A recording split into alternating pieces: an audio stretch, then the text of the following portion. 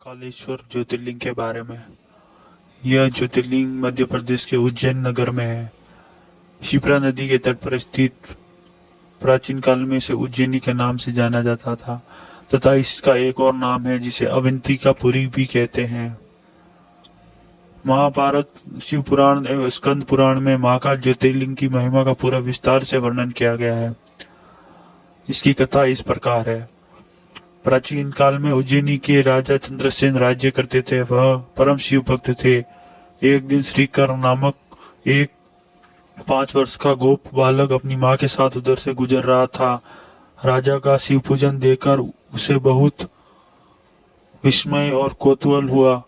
वह स्वयं ही उसी प्रकार की सामग्री से शिव पूजन करने के लिए लालायित हो उठा। सामग्री का साधन न जुट पाने पर वह लौटते समय उसने रास्ते पर एक पत्थर का टुकड़ा उठा लिया।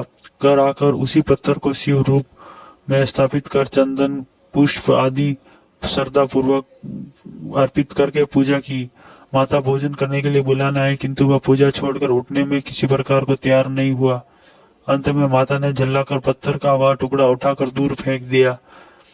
इससे वह बहुत दुखी हुआ और बालक जोर जोर से भगवान शिव को पुकारता हुआ रोने लगा।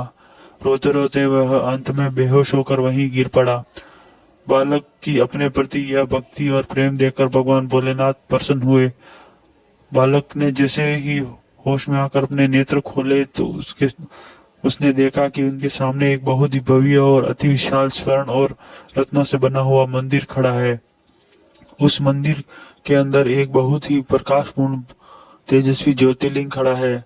बच्चा प्रसन्नता और आनंद से विभोर होकर भगवान शिव की स्तुति करने लगा। माता को यह समाचार मिला तब दौड़कर उसने अपने प्यारे लाल को गले से लगा लिया। पीछे राजा चंद्रसेन ने भी वहां पहुंचकर उस बच्चे की भक्ति और सिद्धि की बड़ी सराहना की। धीरे धीरे वहां बड़ी भीड़ जुट गई। इतने में उस स्थान पर हनुमान जी प्रकट हो गए।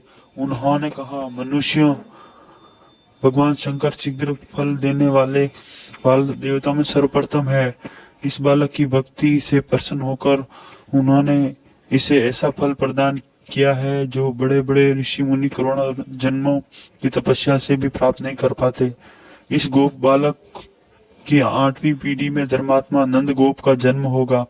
द्वापर युग में भगवान विष्णु कृष्णावतार लेकर उनके वहां तरह तरह की लीलाएं करेंगे। हनुमान जी इतना कहकर अंतर्ध्यान हो गए। उस स्थान पर नियम से भगवान शिव की आराधना करते हुए अंत में श्रीकर, गोप और राजा चंद्रसेन शिव धाम को चले गए। हर हर महादेव।